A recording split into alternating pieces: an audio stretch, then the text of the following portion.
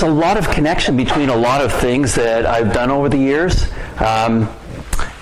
So I don't want to go through the long list of all the things I've done, but I've done tons of them. But what I found is that there's a common thread through all of them, and I want to bring that out tonight so that whatever you're doing and the way you're doing it, you'll probably find that common thread there. And you can mix and match some of these, as I do all the time, so that you'll get a different perspective, maybe better results, maybe you look at your results a little differently. But that's the whole point of tonight, is to get into this and do a little bit of fun work with it, because it is a lot of fun when you get into it. Well, you know, my focus is always on your brain and how you use it.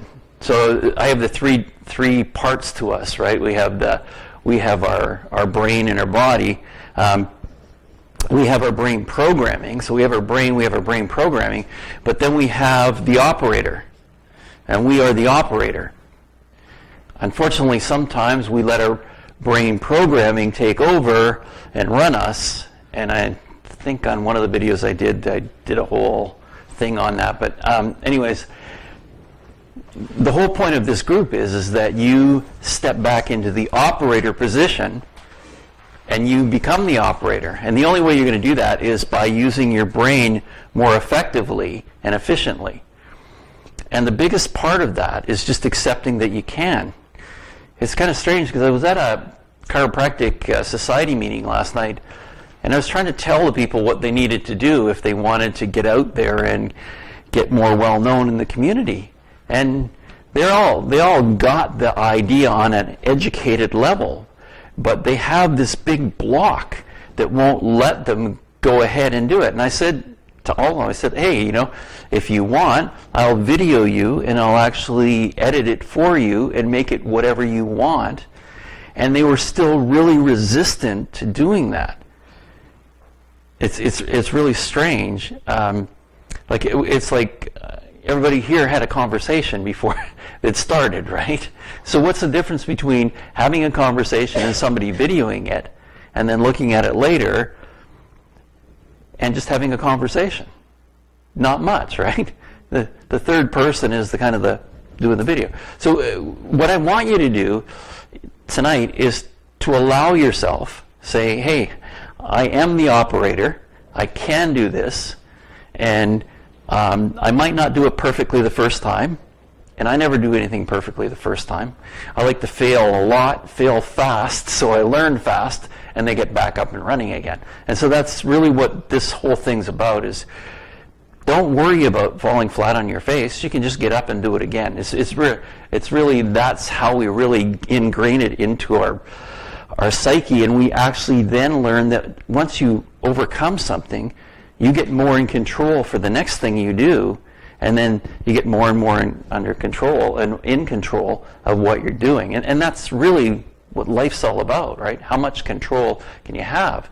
And we all have different perceptions of what's out there. The quantum physicists say that there's nothing out there that's real. We make it all up in our heads.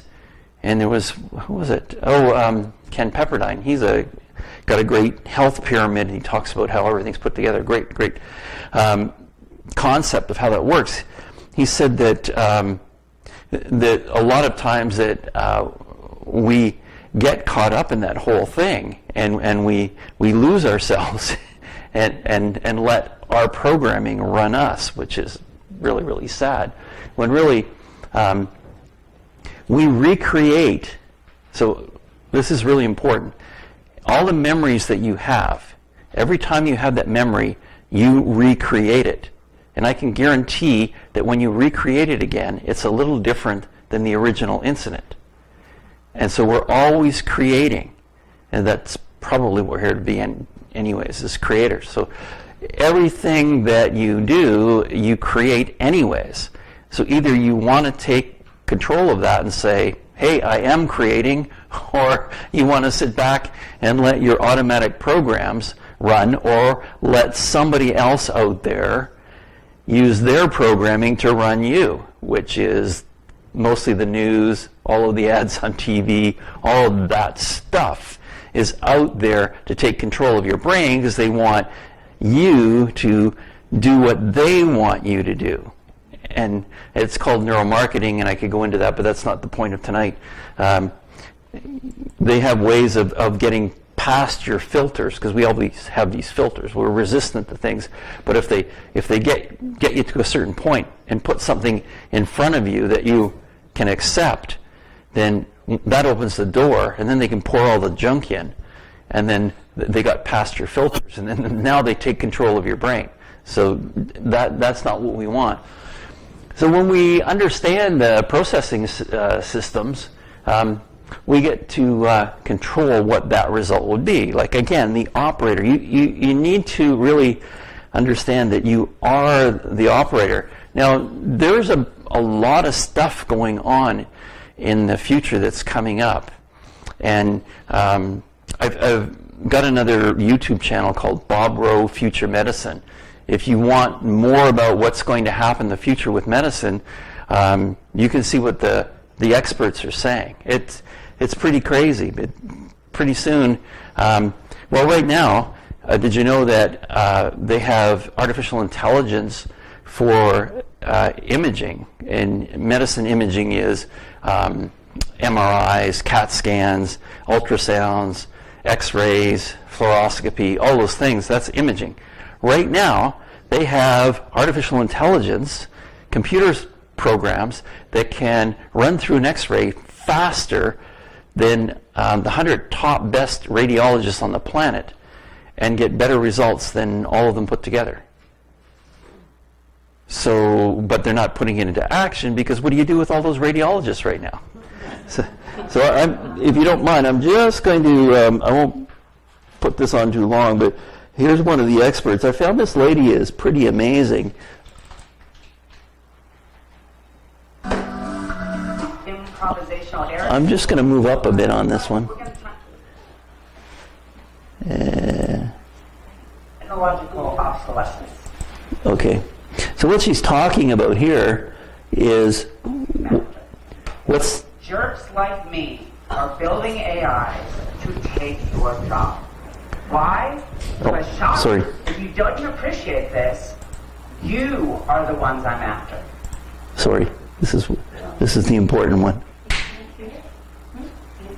It's the professional middle class. You are the ones I'm after. Jerks like me are building AIs to take your job. Why? Because if you don't appreciate this, your job is so much easier for an AI to do than pick strawberries. Read a spreadsheet, analyze an X-ray, program. Yeah, I can do that. I can build that. Oh, sorry. Not interested, because I like to spend my life doing things that are worthwhile. But it's there.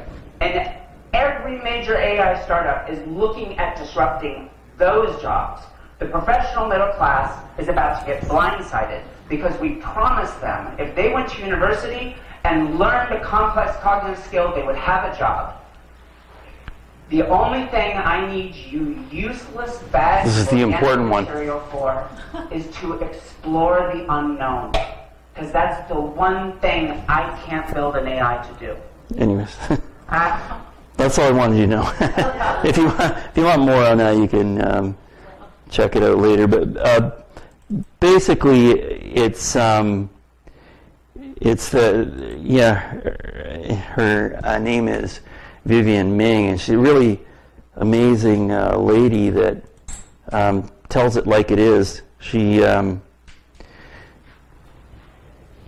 this fantastic theoretical neuroscientist, and she looks at how our brains work and tries to duplicate it with AI through computer. And what she's found is that computers can copy things really, really well. They can't think into the future. They can't explore things. And what the marketers want you to be is to act like a computer. In other words, they want you to not explore things. They want to be the ones that are going to tell you exactly what you should be doing and how you should be doing it. And that's basically the way the world wants to be run. They just don't realize that there's this group of people like us here that are going, oh no, that's not the way it works. We're not doing that. So what she was saying is that human beings have this amazing ability to create, and from that creation come up with even more creations. And we continually do that. That's the purpose of human beings on this planet. That's what we've done since the beginning. And that's you, the operator. And when you take on the operator part, then you find that your life is under your control. And then if something happens, you can deal with it. It's not blindsiding you from the outside. You can look at it as the operator and say, okay, well, that happened to me. Well, here's what I'm going to have to do to recover from it. But it didn't destroy me. I'm still the operator. You have a body, but you're not your body. You have a brain, but you're not your brain. You're just the operator of that equipment. And when I look at all of these new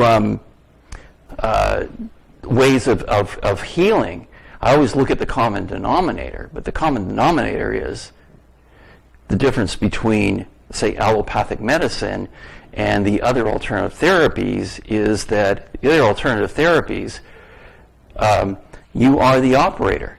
In other words, not only do you need the professional to work with you, but you have to work with you.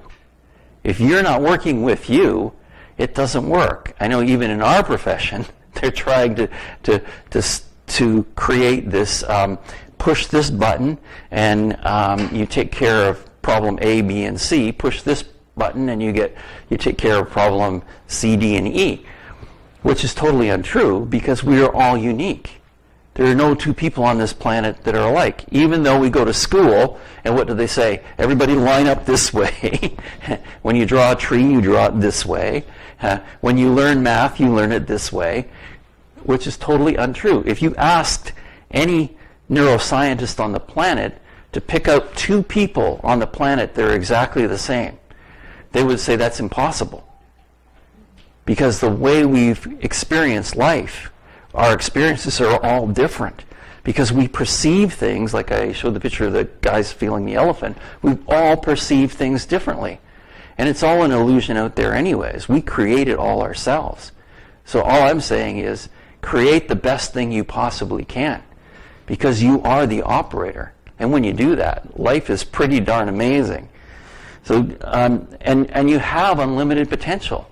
And I've seen it with people that so-called didn't have any training, but they do some amazing things. So what I came across was that we'll get into some practical stuff now. Enough of my soapbox stuff. I just wanted to set you up for, you are in control. Now let's do some control stuff, right? Okay, so I don't know if I've got, when I was listening to Harold McCoy, he says, we've all got guides, and I'm sure I do, and I'm sure there's someone or some group of beings that kind of points me in certain directions. And I was looking for, a connection between energy and what I could do with my patients, clients, and friends, and how to teach them how to control energy. And I looked at all of these different exercises, and I started to come up with these patterns that were in these exercises. In other words, if you're doing Tai Chi, you do nice long exercises and you bring them back out. If you're doing yoga, you do the warrior's pose and all of that. I won't go into all of that. If you're doing dance, you do certain hip movements that you do. But if you look and break them down, they're all geometric patterns. And so if you can, bear with me for a second, but think about this. So there are a number of different geometric patterns. And if you look at our alphabet, it's made up of geometric patterns, you know. An A is like a triangle. A T is a geometric pattern. And if you go up, it's a cross from the T. An X, all of those are geometric patterns. And I thought, well, that's quite interesting. So there's triangles, and there's different kinds of triangles. There's circles, there's squares, there's diagonals, there's crosses. And then if you could do figure eights, you can do the alphabet, which are all geometric patterns. And I thought, well, that's quite interesting. When we, as human beings, are experiencing something, we see it, and then it connects in our brain. But if you're just going to Tai Chi and you're just doing the same movements over and over again, you learn it, but your brain becomes habituated to that. And I think that's a form of controlling your brain in the wrong way. So I was looking at it, I thought, well, why don't we just add a bunch of patterns together and see what that does? And then when Helen lent me the book by Harold McCoy, I was looking at it, I was going, wow, there's some energy that goes on here. We're going to do an energy experiment in a second, but there's some energy that happens with these geometric patterns. That's really interesting. And then when I traced it back to what they call sacred geometry, has anybody heard of sacred geometry? No. Okay, well, there is a video, I won't put it on now, it's a long video, but it goes through sacred geometry, and these are the patterns. What I want to show you here is if you look, there's 5 circles going down this way, and 5 circles coming this way, and 5 circles going that way. When you connect the dots from those, it creates unlimited patterns. It actually creates 3-dimensional patterns out of 2-dimensional patterns. It's pretty darn amazing. I'm going, holy cow, that's amazing. How do you do that? And it turns out that there's another thing called, have you heard of fractal geometry? Same thing. Everything in our universe, our 3-dimensional universe, is formed out of these kinds of shapes. And they're unlimited. You can never limit what you can do with these shapes. They form all kinds of different things in all kinds of different ways. So if that's true, why aren't we continually exploring different ways of doing it? So I thought, okay, well, let's do a little experiment. And this one we can do just with our hands. So all I'm going to ask you to do is but when you do this, I want you to think about what you're doing first, because I want you to create a picture in your brain. And I'll give you, when we do a few other exercises, you'll get the idea of why you're doing that. You're doing that so that you can start to visualize these things. And you can start to visualize your creation within your brain. Because anybody heard of Joe Dispenza? Okay, so he talks as the frontal lobe as the premium achievement of human beings, right? Why? Is because that's the creative area of our brain. And if it is, why aren't we stimulating it more in a creative way? And so here's what we're going to do. All I want you to do is take your finger, it doesn't matter which one, and draw a square. But as you're drawing a square, picture it in your mind, that square. I'm going to go really, really simply on that. Okay, so I just want you to do it with your finger first. I don't want you to do it with your whole arm, just your finger first. And the reason I did this is because in martial arts, we use fingers a lot for what we do, for grabs and that kind of thing. And when I started to look at this, it was like, that's quite interesting.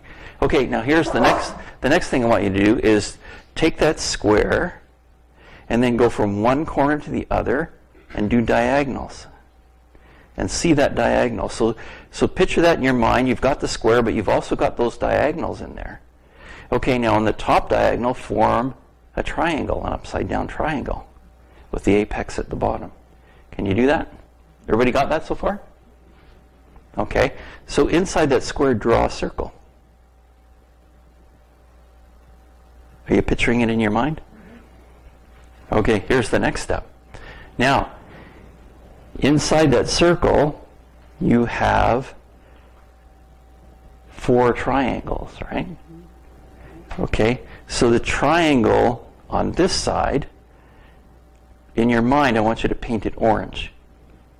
In your mind, you want us to paint it orange. Thank you. Have you got it? Okay, now go to the opposite side of that, and that triangle, I want it red. Have you got it red? Fill it in red. Okay. Now, on that red one, I want you to draw the outside of the triangle in blue. Can you do that?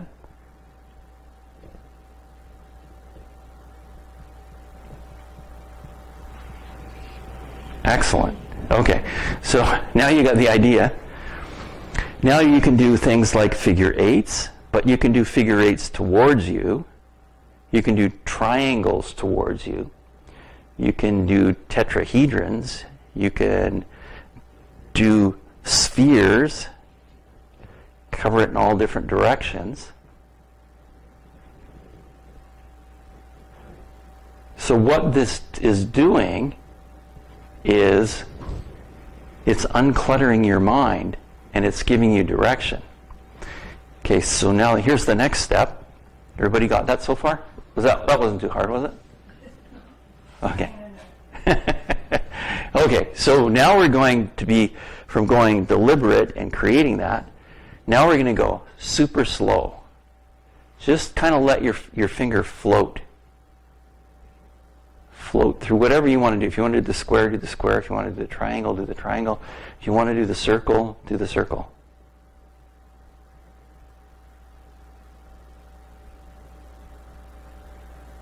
Everybody got that? Okay, so what you're doing now is you're going from very deliberate to a relaxed alpha state. And if you want to go even deeper, you slow it even more, and you can eventually get to delta state. But you're still aware of what you're doing. It's like you're hypnotizing your conscious brain to get out of the way so you can now access your subconscious. Got it? Okay, so now what I want you to do is do a few more fingers. Do one or two fast, and then do it super slow. The next one. We're getting to the energy part now. Now I've got you right in the right state of mind, and got your conscious mind out of the way. Okay. Now, as you do it, when you're going slow, feel like you can almost feel like your hands are going through water. Can you feel that? It's like there's some resistance there. Can you feel that? Just with your fingers, can you feel that kind of light resistance?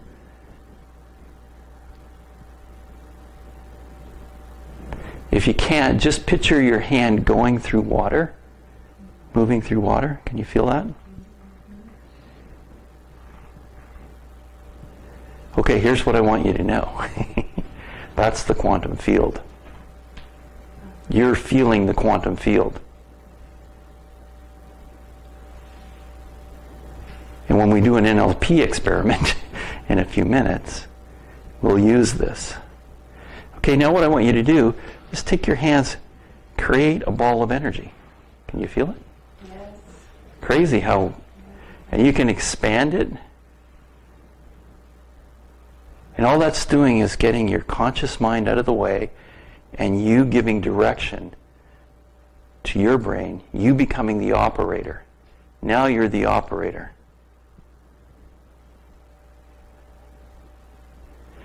So in Tai Chi, when they do that, and they feel the ball of energy, now you know. So now you don't have to do 30 years of training. Exactly. You don't have to do 30 years of training because there it is. You can feel it. So anytime you want to gather energy from the quantum field, remember, we are all part of the quantum field. And all we're doing now is becoming the operator.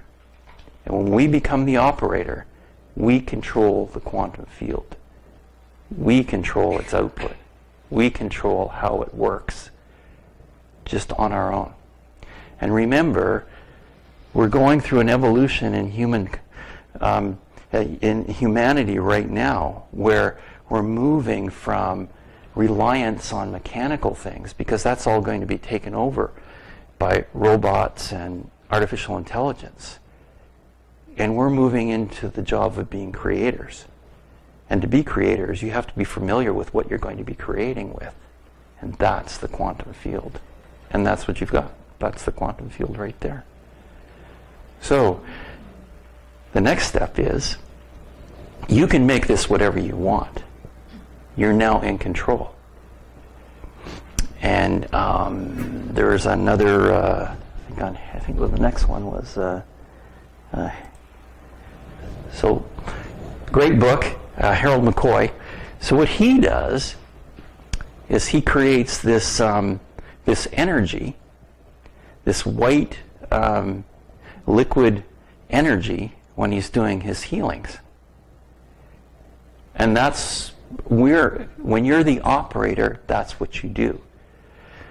And what you want to do is when you're helping somebody or doing a healing, feel what comes through when you take that energy in the quantum field. Feel what comes through. And now you ask for it to be programmed in a way that will help whoever you're helping.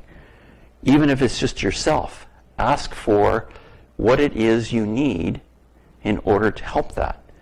There was a program called Matrix Energetics, and in Matrix Energetics, what they did was they had to, you had to create a door and open the door and reach in to grab the energy. That again, to me, is another extension of you letting someone else control it. You are the creator. So when you're doing this, you're saying, this energy, I want this energy in whatever the best way is for this person I'm working with. Of course, you have to get the person's permission that that's okay to do that, right? You don't just go and throw, here, have this energy. Be careful, you can knock people down with that stuff too. So you have to have the right intention, you have to add love and expectation of something really good going to happen with it. And when you do, and if you just play with that energy and you get into the space of, yes, I want this energy, I really, really want this energy to help this person, and that's the whole Buddhist compassion thing. And when you do, and you're in that state of compassion, the energy just throbs. You can feel it throbbing in your hands. And you wait and you build that energy up. And I would say practice this every single day. Is you just keep getting better and better at it. And if you want, remember the last session was on the different auditory vibrations, as I call them, the healing sounds, the energy sounds. Well, when you add sound to this, either you have it playing in the background or you play it in your mind, that adds another complete dimension to your brain. So the reason I added color is because that adds another dimension to your brain, and that has you in control of another dimension. And so just practice this as much as you possibly can, because this is where the energy comes from, and this is what you're supposed to be doing. You're supposed to be controlling the energy. That's your gift. Of course, nobody wants to tell you that, because then you actually are in control of yourself, and we don't want that to happen, do we? People running amok and actually doing good things and helping other people. What the heck is that? They won't need banks and all that stuff anymore. That's crazy. Anyway, so I thought I'd go through that. Helen gave me that book at just the right time. And I went through that. And I was, I'll just quickly go through his process, and then we'll go on and do some other things with some NLP. But so his process was that he visualizes the person in front of them, and he has this visualization of this zipper that he zips from one side of the eye to the other, and he flips the top of the head open and looks into the brain. Well, it doesn't matter what group you go with, whether it's applied kinesiology, whether it's NLP, whether it's Harold's approach, they always go into the mental state first, because that's where all the blockages are. And that's why you're doing this exercise, is because you're telling your brain, pay attention to what I want. And that's the whole point of this, is tell your brain to pay attention and get used to and your brain will follow you. Your brain will do what you want it to do as long as you tell it that's what you want. So he would look at the brain, and he would see all of this bad energy in the brain. through his visualization. And so he would have this, his guides would give him this solution that he would, energetic solution he would put on the brain. And he said it's like hydrogen peroxide. And it would bubble all of the junk that was hidden all in the different areas of the brain up. Because the emotional stuff, the baggage that we've been, we carry around with us from all of the things that people have done to us over the years and we've accepted from being very young all through life. So he sees all this stuff, and he said that was the biggest part in the healing, was to remove that. So he bubbles it all up. And then he takes this imaginary vacuum cleaner, and he takes all the bad stuff out, changes it into good stuff, and sends it back to the universe. And then what he does is he takes his healing fluid, and the healing fluid he adds to the brain and surrounds the whole brain in this healing fluid. So it will heal the brain and take the place of all of that negative stuff that was in there before. And that's his process. So you can see, and he goes into what they call delta state. We've heard of theta healing, right? But this is delta state. So you get into delta state. And again, if you practice doing these things, and you can do them anytime you want during the day, just make sure you're visualizing what you're doing. When you get deep into that, you can start to visualize what's going on with other people and pick things out. And anyway, so that he's pretty advanced in all of that. So that was pretty interesting. Okay, so now that you know that you have some control over your energetic systems, I am going to pick on somebody from the audience here because we're going to do a little work on each other tonight, if that's okay. Want to remove pain? Yeah. Anybody got some pain? Okay. Come on up. Okay. Come on up. Next week. Okay. So here's what I want you to do. I want you to think about that area. Okay. I want you to go inside and tell me what color that you see as a color representing that pain. Gray. Gray. Okay. Okay, so next thing I want you to do, are you ready? Is to take your hands, and I want you to pull every single part of that gray out of that area that you can find. You're not going to throw it anywhere, you're going to hold it in your hands, but you got to pull it all out. Pull every last little bit of it out. Yep.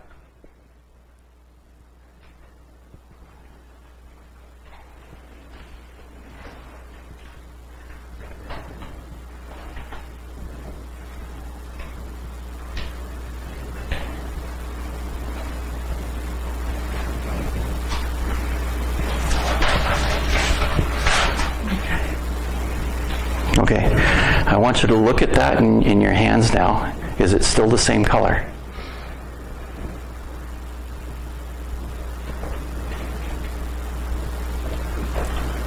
No. Okay, what color is it now?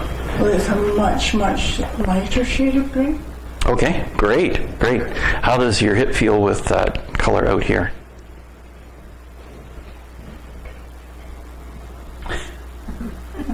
I do believe it feels a bit better. Good, okay. We're not finished yet. Yeah, that's okay. That's okay. We're not finished. Yeah. Okay, when you look at that color, what direction is it spinning? Is it moving? Is it clockwise, counterclockwise? Clockwise. Okay. What I want you to do is spin it counterclockwise as fast as you can.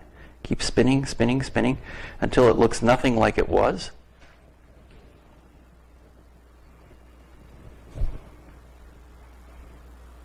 Okay. Okay. Now what I want you to do is take your hands and slam that back into your hip. Good. Okay. A bit more. Okay. Okay.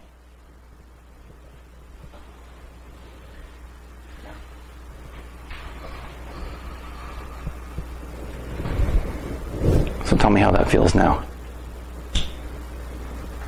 Well, it feels a lot more like I can move it, like I really have not been able to do much with it recently. I think it feels a lot better. Yes. Okay, so Thank you. you change the representation of what that pain was to you. And when you do that, then your brain can't go back to that old representation anymore because it's got a brand new representation. So anytime you get that pain, what I want you to do is to do the same thing, visualize what that color is, pull it out of there, look at it, see what direction it's spinning, spin it in the opposite direction until it looks nothing like it did before. Make sure it's really, really spinning, give it lots of energy, and then push it back in there. Okay. Okay. Thank you. You're welcome. Okay, so everybody got that one? Okay, so I'm going to describe it once more. So you take somebody, your partner, whoever you decide to work with, and I want you to ask the person where the pain is. And so what they're going to do is they're going to look in the area. If their shoulder it has pain, they're going to look at their shoulder and they're going to say, okay. And then you ask them what color that is. So they have to know where it is. If you don't know where what the color is, you don't know where it is, so you can't pull it out, right?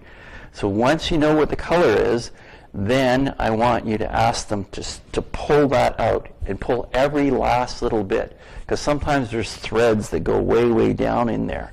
And you have to pull it all out, every last little bit, until you have every last little bit of it in your hands, and then look at it and look at the movement of that color. Is it going clockwise or counterclockwise? And what I want you to do is to spin it in the opposite direction until it completely changes. So it changes, it is totally unrecognizable, but it has super energy in it, and then take and slam it back into that area again. Now your brain has a totally different representation of what that is. You gave your brain something else to do. So this also works with emotional trauma too. If you have an emotion, sometimes when we do some muscle testing in a minute, we'll play with that a bit too. Okay? Any questions?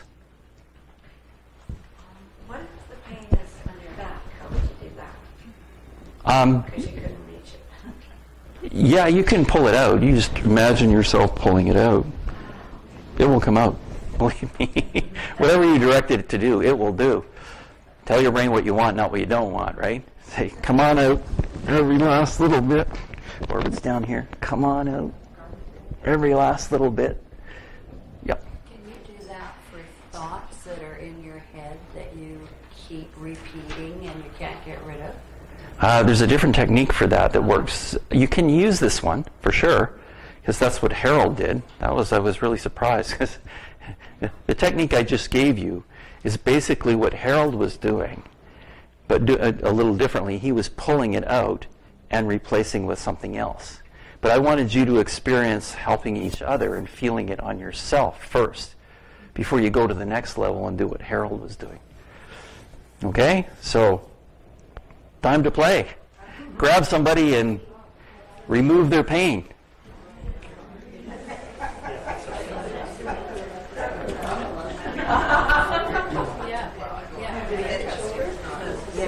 That was the question that I said I was going to do with what she just said. Remember yesterday when I was here, trying to get your brain to not keep repeating the same thing. Right. So I guess It gets into the loop. yes. We'll do that one in just a second, just as long as somebody's got this one. That was a good one.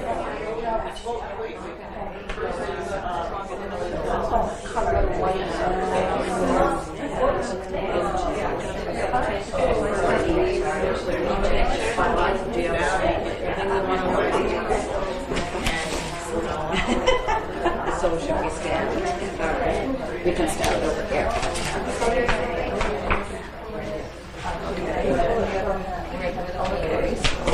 What color is it? I guess I have to pull it all out first. No, you have to decide. You have to identify the color first, and then you pull out what is that color. Once it's in your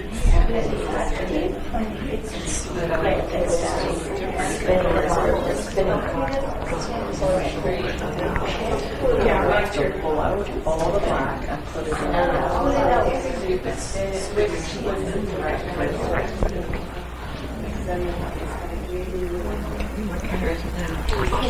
to hold on to it.